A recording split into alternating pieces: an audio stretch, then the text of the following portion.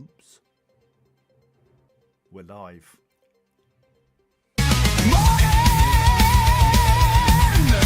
Friday, 10 o'clock tune in. It's showtime, EV Café News.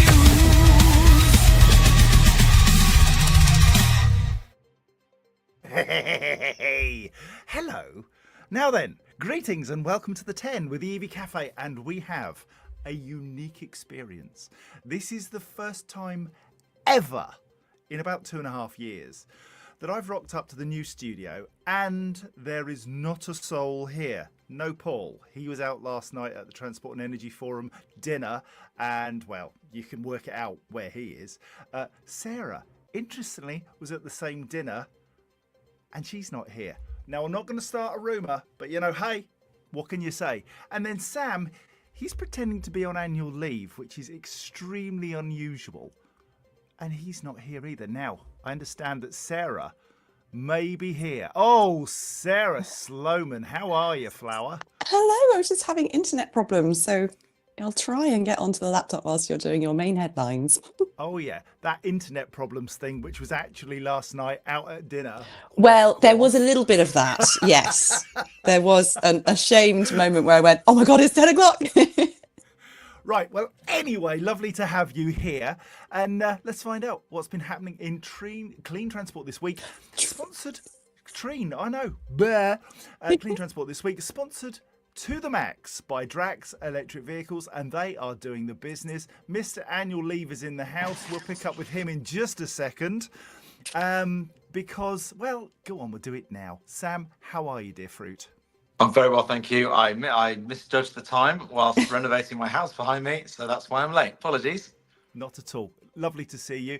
And Sarah, she's looking as rough as heck today. Out on the sauce last night, apparently. We're fine. She can't look rough if she tried.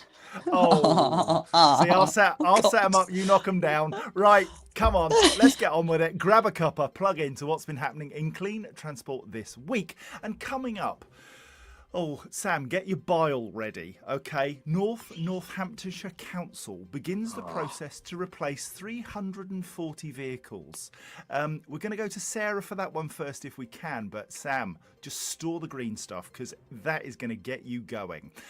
We're also going to talk about a consortium aiming to tackle Scottish HGV decarbonisation. Sam, you're going to lead on that one. Salford's first electric refuse truck is outperforming diesel rivals. We'll try and pick up with Sarah on that one.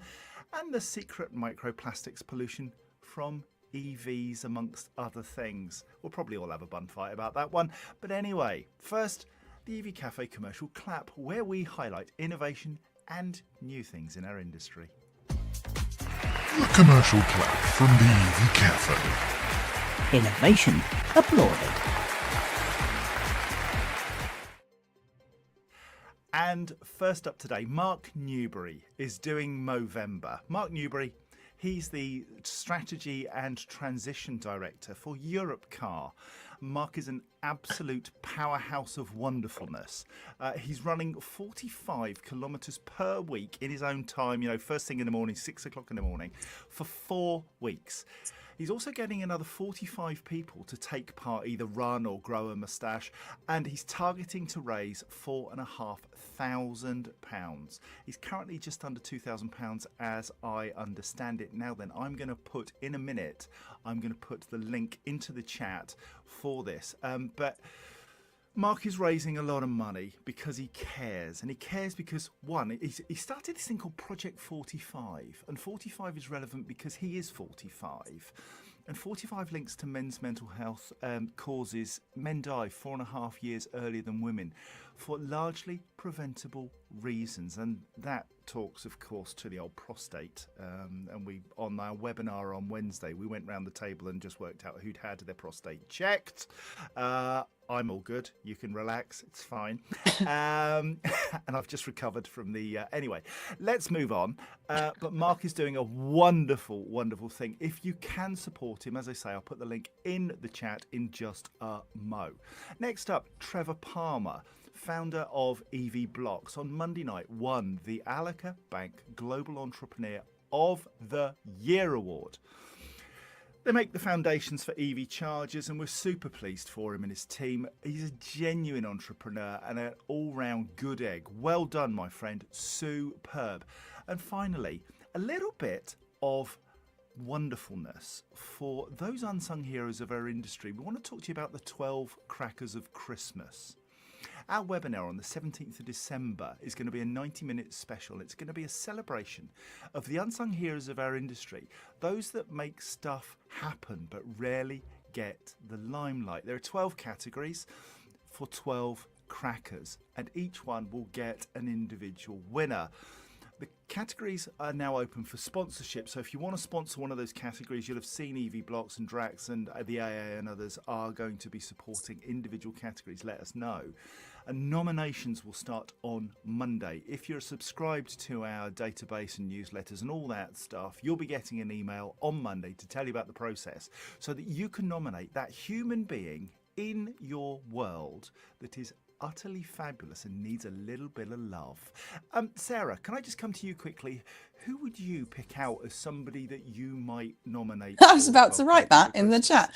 Is that not a spoiler alert though? Because there is one particular person that I did already nominate, and we have a category that I really hope goes that way. So I think I should zip it just in case I ruin the surprise. Sarah's going to zip it. I'm not sure Sam will. Yeah. Well, yeah, not often. It springs to mind that we had an awards do at GridServe recently internally, and it was very evident to me that while some of us were lucky enough to go and pick up an award, there are so many unsung heroes in every business that do the stuff that really, really matters, that afford people like us the privilege of standing on stages and talking about the things that we're good at. But there is always, a foundation of an army of people that make things happen, and certainly things like planners and developers and things like that spring to mind within GridServe that do all the work in trying to find these sites to electrify the world. Never mentioned, never thought about, never even discussed. And it's great to be able to highlight some of these people from time to time, just so that they realise that they are really valued. Yeah, and we are thinking of you. So on Monday, when you see that little 12 Crackers of Christmas graphic pop into your inbox, do us a favour, click the link, nominate somebody. You'll get up to, I think it's 12 nominations, one for each category. So we're really going to town it. I know, we're just generous to a fault. Nominate away, and let's have some little stars out there who are working their socks off, recognised for the great jobs they do. That's the EV Café commercial. Clap for now. Let's start with the news, shall we? And Sam, are you ready? Bile. Yeah. I haven't got my bile ready because that's disgusting, but I am ready. Sarah, I'm coming to you for this. Northamptonshire Council has greenlit the start of a procurement process to replace 340 of its vehicles. The council says most of its fleet is not expected to still be usable beyond September 2027. The vehicles are used for services including bulky waste collection, housing repairs and tree works. Have a guess, just have a little guess what they chose to buy. Did they go internal combustion engine vehicles that are going to pollute the atmosphere and cost more? Or did they choose EV, which is clean and cheaper? No, you're right. They chose internal combustion engine vehicles, and they said that relying on EVs was too expensive. Now, I just don't know where to start with this. Now, suffice it to say that it is a reform council, and why should we let facts get in the way of a ridiculous decision? Sarah, what think you on this subject? Well, a huge topic at yesterday's Transport and Energy Forum was that of collaboration, yes, but what can local authorities learn from each other? So if I could just do a public service announcement, please don't learn anything from Northampton Council, because that is actually astounding. We all expected there would be one more fleet round purchase made with diesel. But that close to 2030 just seems crazy to me. And I need to understand who is in their procurement team, number one. I need to understand where their data came from that they found out that EV was apparently rumoured to be more expensive, number two.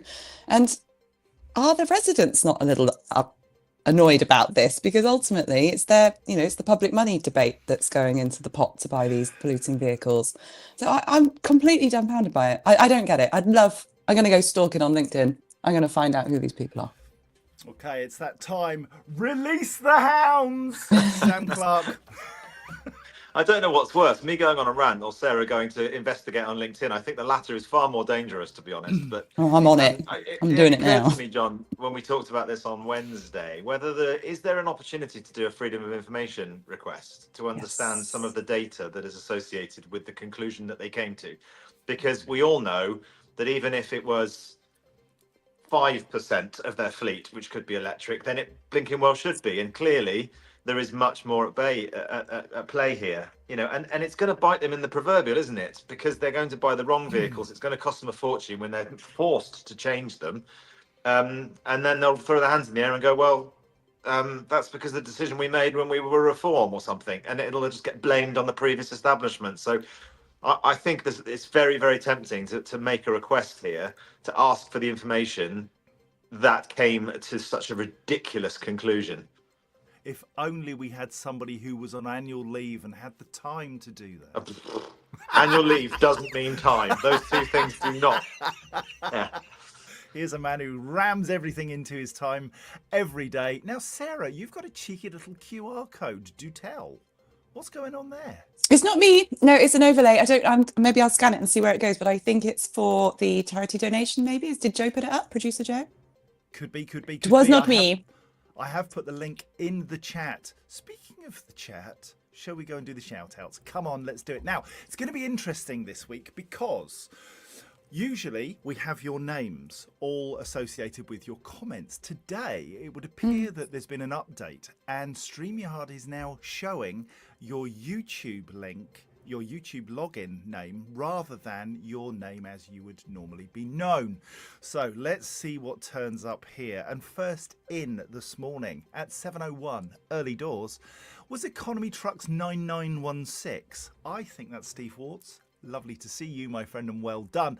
Leon Gomez 9422, however, he was in second and he says he's crispy.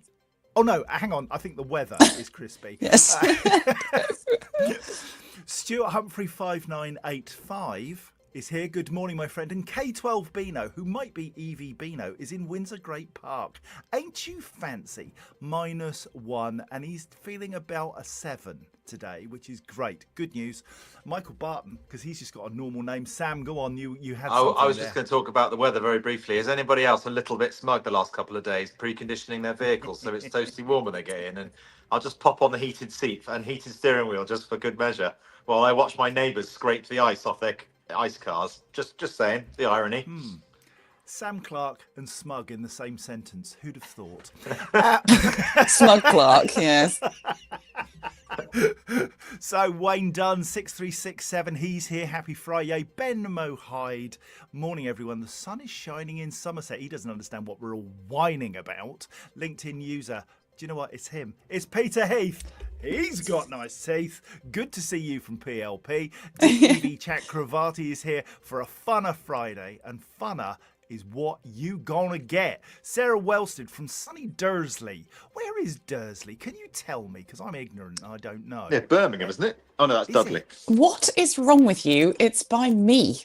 How do you people not know this? Yeah, I was thinking of Dudley. All right. All right. Ash Bannister, old two mugs. He's here. Lovely to see you, my friend. What else we got?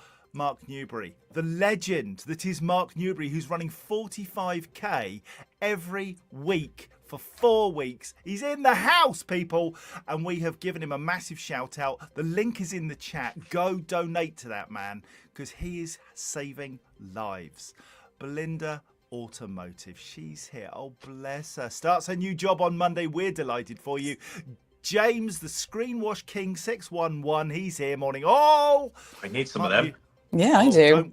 Don't we just get some of those out because they're good for down to -10 and they are utterly brilliant. Little tablets, you drop in your screen wash reservoir and a bit of water, jobs are good. And don't need to buy all that expensive nonsense in bottles out of the garage. Ben McDonald, hats and gloves this morning. How do you type if you've got gloves on? My fingers slide all over the shop. And with mittens, it's even worse.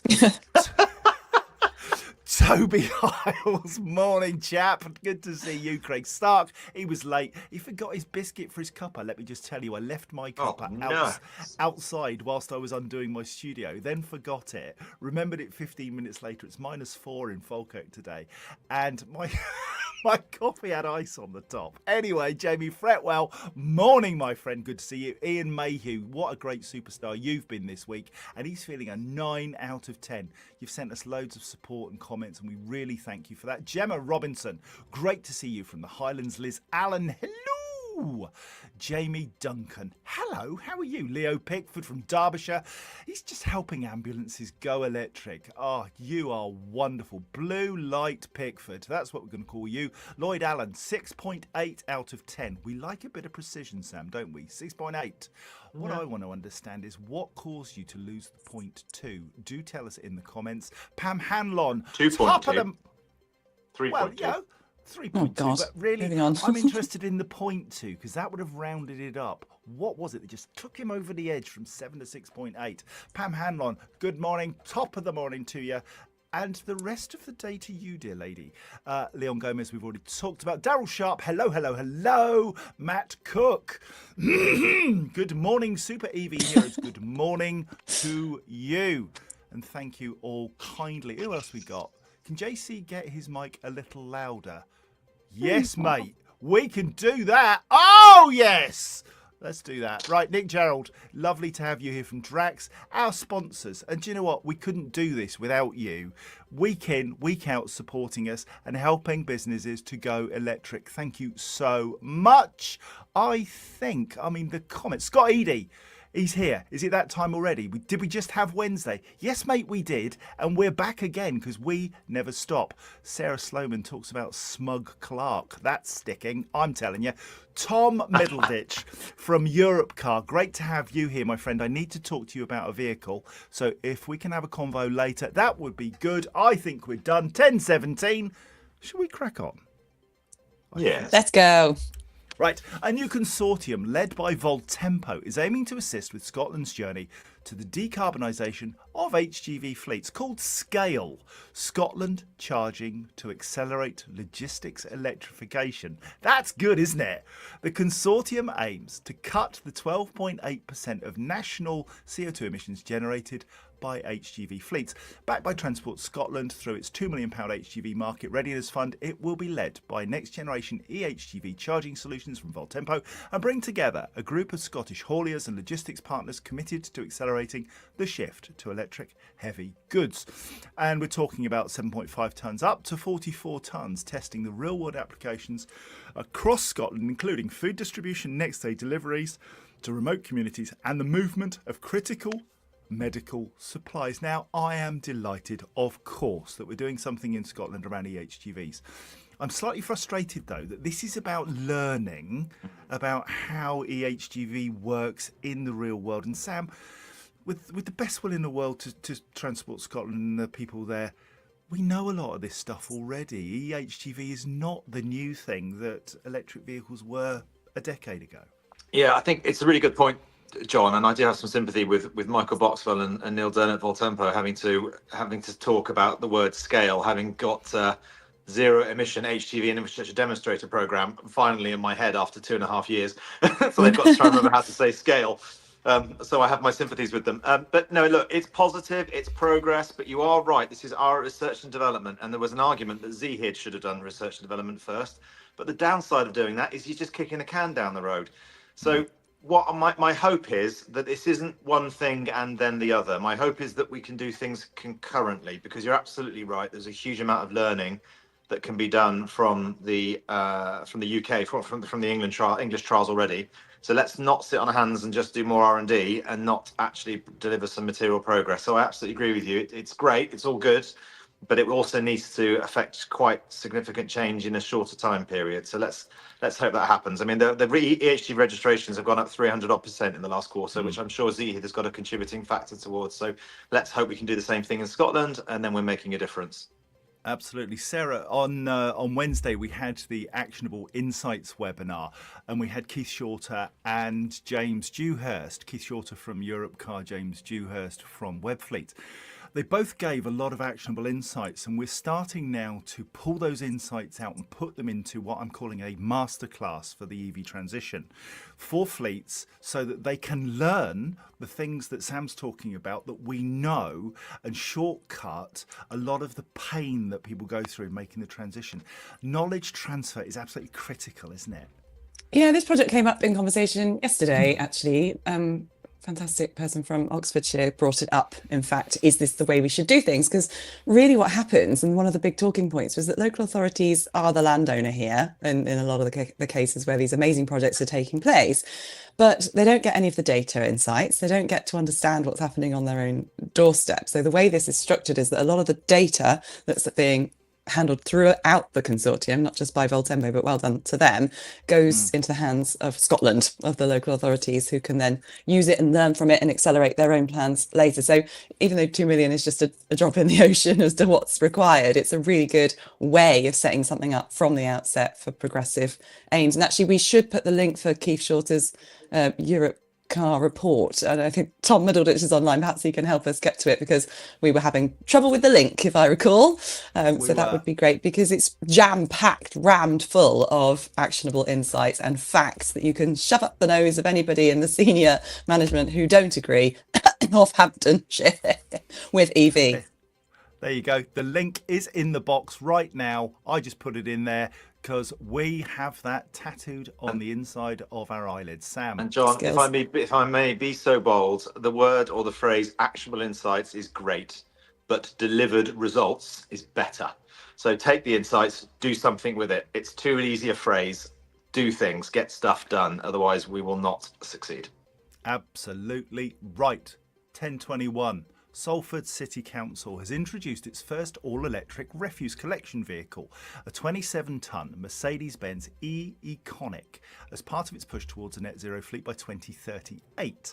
The vehicle combines zero emissions with a payload capacity similar to a diesel model and an operational range of at least 93 miles. It completed daily rounds with 40 to 60% battery charge remaining, outperforming other electric trucks tested by the council.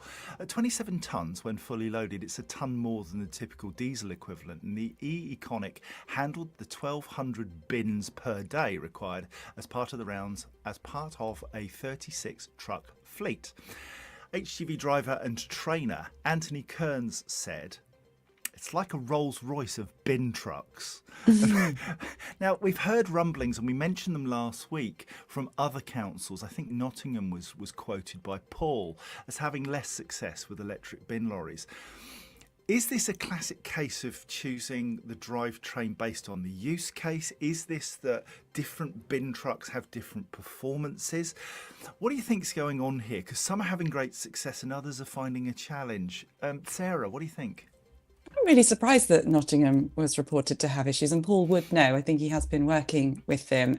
But what they will be doing is making sure they don't go backwards. They will continue to push forwards, and I suspect it's just the sheer number. They've got 140 something of them on site. And you said you could hear rumbles. Well, not if they use electric refuse trucks. You won't. I certainly wish that the truck that comes around my cul-de-sac was actually electric and not diesel. That rumbling sound will not be missed. And when you walk through London, I think it's Westminster, Islington, I can't remember, they've got them too, and it's just wonderful to see. And I really hope that we can do our AI, actionable insights, and help those authorities who are nervous about going electric.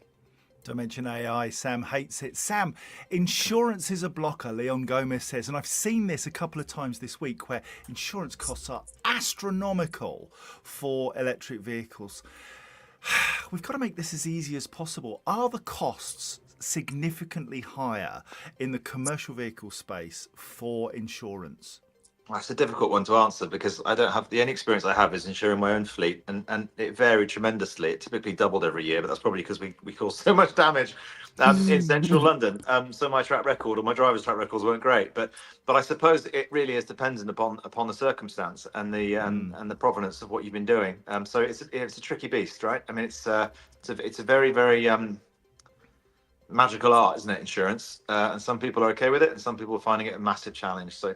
And just on the wider point, it's still a delivered result. Going back to my previous point, both these councils are doing something, and a delivered result doesn't mean that it works. It means that we're learning.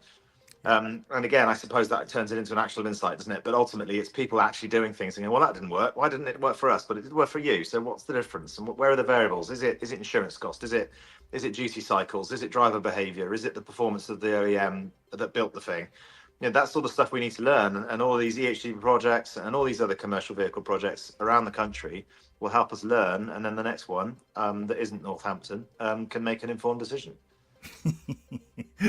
Liz Allen says she saw an electric hearse in Reading this week. They've been kicking around for a long time. The Nissan Leaf was the first one I saw. And I'm not sure that 6'4" of huge human being is going to fit into a Nissan Leaf when I do finally get brown bread. Yeah, they are extended. Yeah, I want to go in an EV. Thank you very much. Make sure that happens. Phil Reeves, you are just wicked today. Birmingham just maintained the strike to reduce their CO2. Now, that's very, very good. It's also very, very sad. I can't believe that we're having people living in absolute squalor because bins aren't being collected with rats and bags of rubbish everywhere. What kind of world is this? And can I just say, EV Beano, Ron Godfrey, JC is the ultimate host with the most. Damn straight. Thank you kindly. Love you, hug you, and squeeze you. Now then, final story 1026. Each year, 6 million tonnes of microplastics come from tyre wear, according to research from Imperial College London. 6 million tonnes. Euro 7 regulation set to become into force in November 2026 sets requirements for vehicles, brake systems and tyres and aims to limit this pollution. Tyre giant Michelin is urging policymakers, I can't read suddenly, policymakers to adopt real-world tyre wear testing under this new regulation. Tyre wear is largely influenced by weight and torque and not the powertrain. So my car, because I'm huge, has much worse tyre performance than, I don't know, let's say a Range Rover. Regenerative braking reduces brake dust, but it doesn't sort out tyre particulate emissions. Instant torque can put extra strain on tyres during rapid acceleration, and anybody who's seen Paul Kirby drive will know that. But... And this is our friend G, Sam. Modern EV-specific tyres are built to last longer and shed fewer particles. If you want to find out more about the wonderful world of tyres, and I'm a tyre pervert, Enso Tyres, ENSO Tyres.com, and our friend Gunlauger at Waterdude, he and his website are able to tell you so much more about brilliant EV tyres, and they manufacture them for Tesla amongst other things and LEVC taxis. Driving style is the most important factor when it comes to these tyre particulates. So, gentle acceleration, proper tyre pressures and smoother cornering can dramatically reduce tyre wear and particulate emissions in EVs and ICE vehicles alike. And that was a point that came out, Sam, that on Wednesday, that ultimately, no matter what you drive, you can make a material difference if you just drive better. Yes, I was just thinking of Kevin Booker. I think he probably adds particulates to his tyres. But Very clever. But yeah, no, I'm glad that you mentioned brake dust, tyre wear, and in Johnny Berry's case, the particulates that he smashes off the sides of his rims as well. But yeah, it's important that I think that whole area of the emitting element of a vehicle, whether it be petrol or electric, is understood and described in the same context, because brake wear or the lack of in EVs is equally important because of the net effects that has on the general emissions in that particular area of the car. But yeah, it's a fascinating topic, and Enso have been absolutely at the front end of this for a very, very, very long time. And it's good that we're really I think we've talked about this for a few years now, but it's really good that we're discussing, the other parts of emissions that come with electric vehicles, because obviously there is no exhaust pipe. But there are still emissions, and that needs to be understood. So I'm glad that this is at the forefront so we can all understand it better. But you're absolutely right. That was part of the reasons why Kev and I have done these Guinness World Records, is not to prove that you can drive 600 miles in a car. It's to show what can be done if you're just a bit more efficient. It's safer, it's cleaner, it's better for the environment, and it saves you money. Why wouldn't you drive more efficiently most of the time? It just makes sense to do it. Yeah, can I just pick up Jamie Fretwell's comments? He's right. In the absence of Paul Kirby, can I mention some van news? International Van of the Year was announced this week, and the winner was the Kia PBV, and the Horizon SV was the runner-up.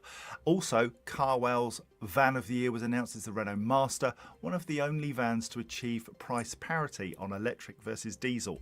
And just to pick up the Europe car point, price parity between EVs and ICE vans is the same. So they have the same cost. So if you go in and you want a van for a week to cover some Christmas rush or a service maintenance and repair issue, go to Europe Car and they will charge you the same for an EV as for diesel. Price parity rocks. Isn't it a brilliant thing?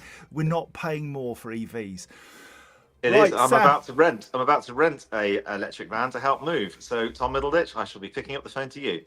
And that's funny because I've said exactly the same thing. I need a vehicle too. And we actually genuinely go to Europe Car to get our rental vehicles. Right. Okay. If you've got any clean transport or PR or news stories that you'd like us to cover, please send them to us at hello@evcafe.org. Until next Friday, it's goodbye from me and it's goodbye from them. This has been an EV Cafe production. Now, I'm a bit worried because Sarah's gone. I now call something out and Sam won't play. So I could be on my own here. Unlucky. Other sustainability news services are available. I need all your help, people. Work with me here. But this is just fun! Hey! Oh, well, she was there. I'm here. It's outrageous behaviour. I'm sat here nodding along. Good job I didn't swear at you. Looks like night time. The EV Cafe is truly blessed to be partnered with the AA, Webfleet, Europe Car, Iveco, Drax, Utility Line, Schneider Electric, EV Blocks, AW Energy, CPD Bodies and True Charge. With the EV Cafe supporting the transition to clean transport. Enjoy the rest of your day and your weekend wherever it takes you. Until next Friday. Bye-bye. Bye.